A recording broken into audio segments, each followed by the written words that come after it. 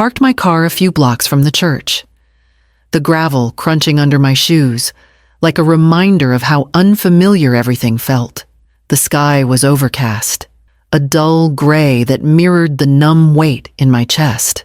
I adjusted my black coat and smoothed the front of my dress, but the fabric felt stiff and strange, as though it belonged to someone else entirely. Inside, the church smelled faintly of lilies and polished wood, the sunlight filtering through the stained glass, casting muted colors on the pews. I moved slowly down the aisle, my hands clutching the small purse I had brought. My eyes scanned the familiar rows where Elliot and I had sat together every Sunday for decades. And then I froze. There she was, Jenna Brooks. She sat in the very front row, shoulders trembling as she dabbed at her eyes. Her hair, darker than I remembered, fell in carefully styled waves over her shoulders. She wore a black dress that hugged her figure, poised and composed in the way someone who had rehearsed the role of grieving might be. The ushers treated her gently, offering tissues and nodding with quiet sympathy, as if she were the widow, as if she belonged in my place. I stepped back, my heart sinking. Nobody seemed to notice me standing there. A few polite nods from acquaintances brushing past like whispers against a wall. Nathan had said I should stay home, that I needed rest, that I shouldn't be burdened with the formalities. But I had come. I needed to see it for myself, needed to know who would claim the space I had shared with Elliot for decades. As the organ softened, the murmurs died down, and the priest cleared his throat. I stayed at the back, silent and steady. Jenna straightened her posture, eyes forward, her composure nearly perfect. I felt a strange mix of disbelief and anger, the realization hitting me that Elliot had left pieces of himself in her care, pieces that had once been mine. I lingered there, invisible to the crowd yet painfully aware of every glance, every whisper, every assumed assumption about my absence. I took a slow breath, holding on to the last fragments of the life I thought I had. And then the moment approached when all eyes in the room would shift, and I would no longer be unseen. I lingered at the back of the church, feeling the weight of every eye that didn't fall on me. Nathan stood a few rows ahead, hands folded tightly in front of him, his face composed, neutral, as though he didn't notice or didn't want to notice that I was there. I could tell he assumed I should remain invisible, that this was not my place to claim. The congregation whispered among themselves, soft murmurs and stifled sobs filling the space. I caught fragments of words, condolences directed toward Jenna, words of sympathy and acknowledgement that should have been mine. No one asked about me. No one offered the slightest nod of recognition for the decades I had stood beside Elliot, the years I had built our home, our family, our life. I felt a sharp pang of exclusion. It wasn't anger yet, not fully. It was something quieter, more insidious, a hollow ache, the recognition that I had been erased from my own life. My presence mattered less than the image everyone had constructed, less than the performance of grief that Jenna carried so well. Nathan shifted slightly, his attention drawn to the priest at the pulpit. I watched him, wondering if he even realized how small I had been made to feel. He had been raised to respect the appearances, to let the formalities run their course. And I had let him too. I had trusted him to understand, to protect some portion of our family. And yet, here I was, silent and unseen, a shadow at the edge of my own story. I adjusted my grip on the purse, letting my hands tighten around it, and took a slow breath. This quiet, this erasure, would not last forever. I would find my footing, and I would step forward. For now, I stayed in the back, listening, observing, and waiting for the moment when my presence would matter again. I remember the first time I met Elliot. He was in medical school, tall and sharp-eyed, carrying a stack of textbooks that seemed taller than his own shoulders. I was studying elementary education, a student with a notebook full of penciled doodles and dreams. He smiled at something I said during a trivia question, and though it was a corny line, I laughed. That laugh felt like the beginning of everything. 2 years later, we were married in a small chapel, the pews adorned with white ribbon, my sister Arlene singing off-key but wholeheartedly. Our honeymoon was a borrowed cabin in the Smokies, the bouquet from the grocery store. We had so little, yet I felt rich, chosen. The early years were a rhythm of survival and devotion. I taught part-time, ran our household, and supported Elliot through his grueling residency. I clipped coupons, stretched every dollar, and learned to make meals last 3 days. Nathan arrived, and the world felt complete, even as exhaustion shadowed our days. Elliot built his clinic from scratch, and I filled the waiting room with soft blue walls, white chairs, a small fish tank in the corner. It was modest, but it was ours. We had rituals Sunday mornings on the porch, with mugs of coffee and crossword puzzles. Him trying to beat me, though I usually won. Banana bread on Saturdays. His shoes in the hallway that I would always move to keep the floor clear. It was a life built of small, deliberate choices, of love expressed in silence and steadiness rather than roses or weekend getaways. And yet, even then, I began to notice subtle shifts, moments when Elliot's attention wandered, brief hesitations before answering me, eyes flicking to something I could not see. At first, I brushed them off, telling myself it was fatigue, stress, the demands of the clinic. I wanted to believe that loyalty, devotion, and patience were enough to preserve the life we had built. But in the quiet corners of our home, I sometimes felt a distance forming, a faint chill that I could not explain. It was never dramatic, never loud, just a slow, almost imperceptible drift that hinted at secrets I was not yet ready to confront. Even so, I held on to our life, convinced that decades of love and shared sacrifices would guarantee recognition. I did not yet realize that devotion could be invisible, that love alone might not be enough. And yet, as I stepped back into the present, I knew those quiet hints were only the beginning of the truth I was about to face. It was an ordinary evening when the truth landed in my lap, uninvited and undeniable. I had gone to the kitchen to put away the mail, flipping through envelopes and advertisements, when a small, padded package caught my eye. Elliot's name was scribbled in the corner, but the handwriting wasn't his. My hands trembled as I opened it, revealing a delicate jewelry box. Inside rested a gold necklace with a heart-shaped pendant, tiny rubies around the edge, and a small card written in neat, precise script, "To the one who gives me peace when I cannot." It read, signed simply, E. I sat down, clutching the card, staring at it as if the words might rearrange themselves into something innocent. But the truth hit me with the weight of years I hadn't known I was missing. The gift wasn't meant for me. It was for her, Jenna, the woman whose face I had seen in the front row, whose presence had already claimed the space I once held beside Elliot. I flipped through my memories, searching for explanations, for a reason that would make sense, but there was none. Every late-night text, every faint perfume, every small shift I had tried to dismiss suddenly snapped into focus. I felt a tightness in my chest, a hollow ache that spread through my limbs. The betrayal was not only in the act, but in the care and thought he had invested in her, things he had not spared for me in decades.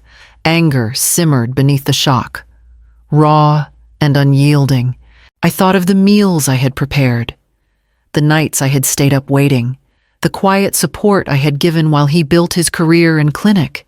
All of it seemed invisible now, all of it replaced with this carefully chosen token of another woman's presence in his life. I buried the necklace in the back of a drawer, pressing it beneath old receipts and forgotten letters. But it was not gone from my mind. It pulsed there, a quiet, insistent reminder that the life I believed I had shared with him had been only half true. The image of him smiling at her words, the tone of his messages, the thoughtfulness in the gift, it confirmed everything I had feared but not dared to name. I leaned back in my chair, the room spinning with disbelief, heartbreak, and a cold, simmering clarity. I realized that I could no longer ignore the truth. The betrayal was complete, and it demanded a reckoning that I had yet to understand fully. And as I traced the outline of the heart-shaped pendant with my finger, I knew the next steps I would take would change everything, starting with the quiet planning that had already begun in the shadow of my grief. The next morning, I moved through the house like a woman seeing it for the first time.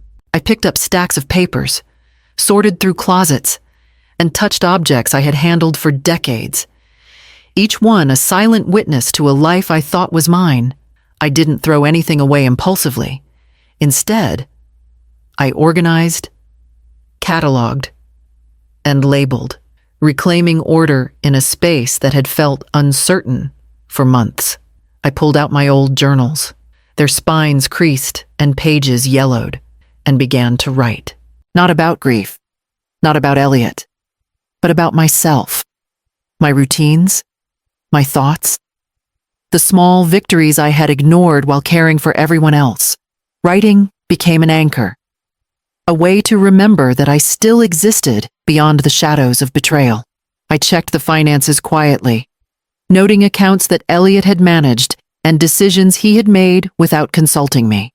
I spoke briefly to George at the clinic, careful not to reveal my intentions, but listening closely to the details he shared. Small pieces of information began to form a map, showing me where authority and control could be restored. Meals were made for me, and only for me. I walked through the garden, pruning overgrown roses and trimming back the hedges. Each movement, deliberate and slow, felt like reclaiming a little piece of myself. Even the air felt different when I moved with intention, no longer weighed down by passive endurance.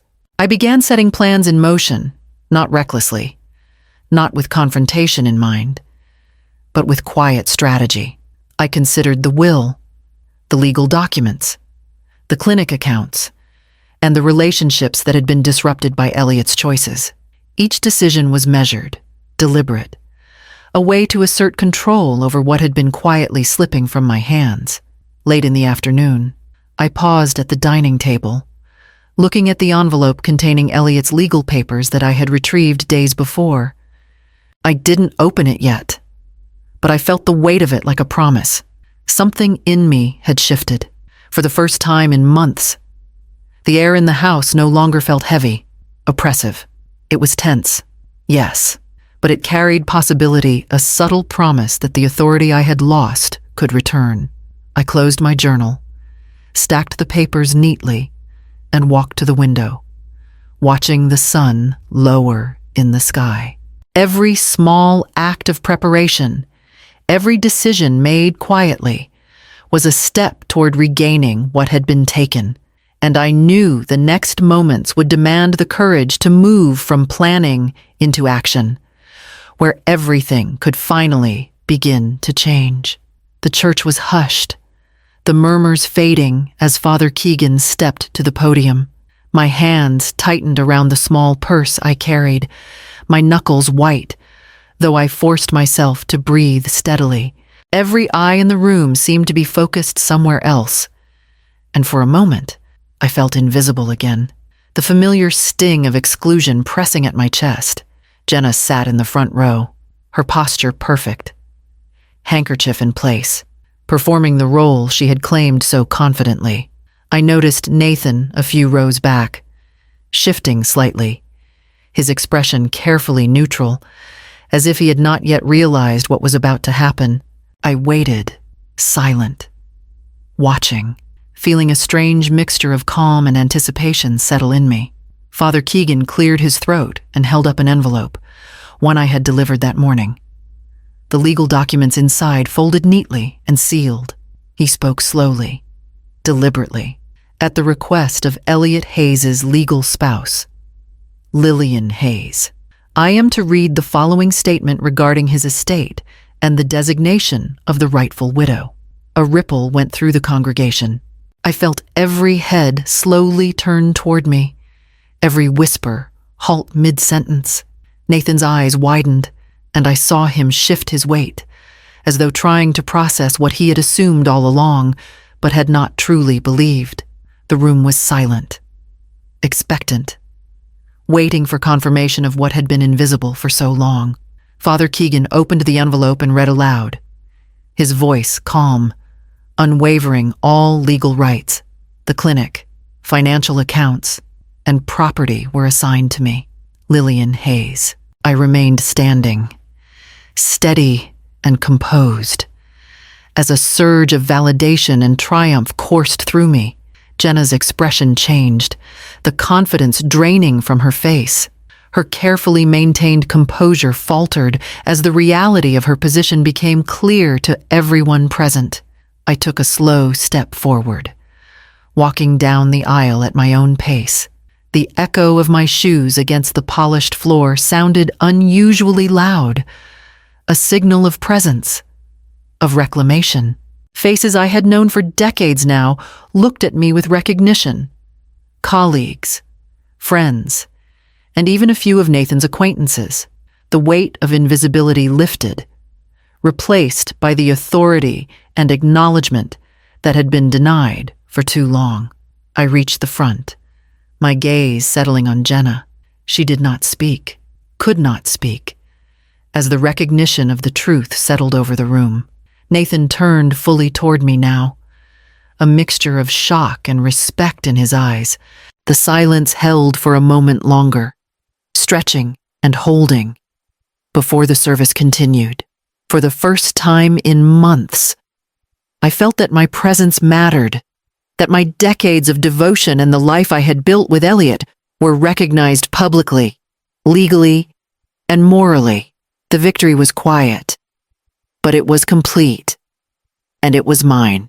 Even as the priest continued with the service, I knew the next steps were waiting, and the moment of personal planning I had been preparing for would finally move into action.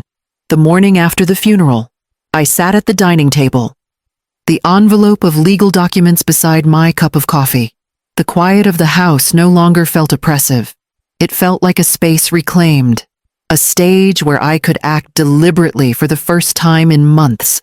I called George, the clinic accountant, and asked him to prepare a full report on the accounts, payroll, and legal standing.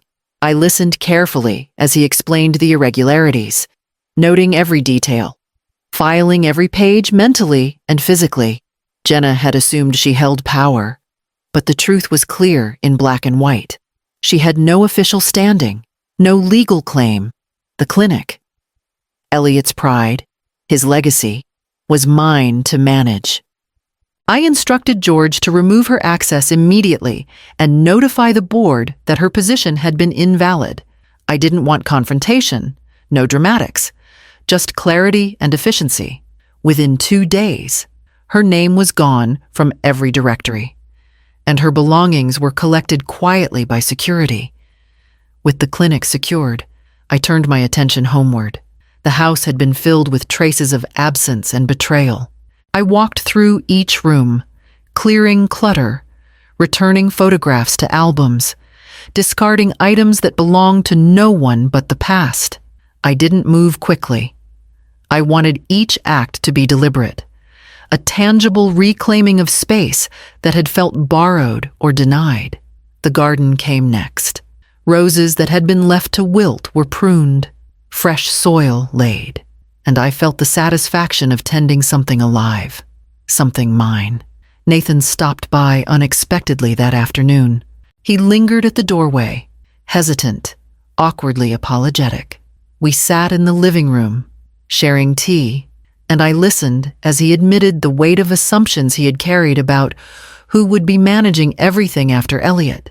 He spoke of Jenna, of the quiet acceptance he had thought necessary, and I realized the subtle ways family dynamics had allowed her influence to grow. I explained calmly, without anger, the actions I had taken, the reassurances of legal authority, and the responsibilities I now held. Nathan nodded, relieved and respectful. By evening, I returned to my journal, writing down not grief, not loss, but intention. I outlined plans for the next weeks, for my own life, for creative pursuits I had neglected, and for the small legacy I would leave for Nathan. Each word, each line, felt like a step forward, a reconstruction of identity. As the sun dipped behind the trees, I stood by the window, looking at the quiet street, and felt the strange, steady pulse of empowerment in my chest. I had reclaimed what had been quietly taken from me, and now the next phase, the one where life expanded beyond betrayal, was beginning. Weeks passed, and the house slowly felt like my own again. I woke each morning without the tension that had clung to the walls, moving through familiar rooms with deliberate purpose. The kitchen became a space for small pleasures, brewing strong coffee, arranging fresh flowers, and preparing meals simply because I wanted to, not to please anyone else. I walked the garden each afternoon, tending the roses and trimming overgrown hedges, the act grounding me in a rhythm that was mine alone. I returned to the hobbies I had set aside for decades. My sketchbooks, neglected and dusty, now held pages filled with still lifes and floral studies. Each stroke of pencil across paper reminded me of patience, of control, of quiet creation. I joined a local book club, not to be seen, but to immerse myself in conversation and thought, surrounded by people who had no stake in my past or my losses. Nathan came by frequently, the distance between us narrowing with each visit. We cooked together, spoke openly about plans for his future, and laughed at memories of Elliot that were bittersweet but shared. There was no lingering resentment, only a careful rebuilding of trust and mutual respect. I found satisfaction in seeing him step confidently into his own life, independent yet connected. At the clinic, the transition continued smoothly. The staff adapted to the changes I had implemented. Jenna was gone, and the operations were stable, but I no longer lingered on what had been stolen. The control I had regained was quiet but firm. No dramatic statements. No public declarations, only the subtle power of authority exercised with clarity. Evenings were my own. I read, sketched, and sometimes simply sat in the living room, watching sunlight fade across the walls. The weight of betrayal and grief had loosened, replaced by a sense of competence and ownership of my life. I realized that recognition, public or private, was no longer what defined me. What mattered was the quiet, deliberate choice to live for myself, to embrace agency over circumstance. And as the house settled into its evening calm, I felt the rhythm of my life return, not perfect, not complete, but steady, peaceful, and undeniably mine.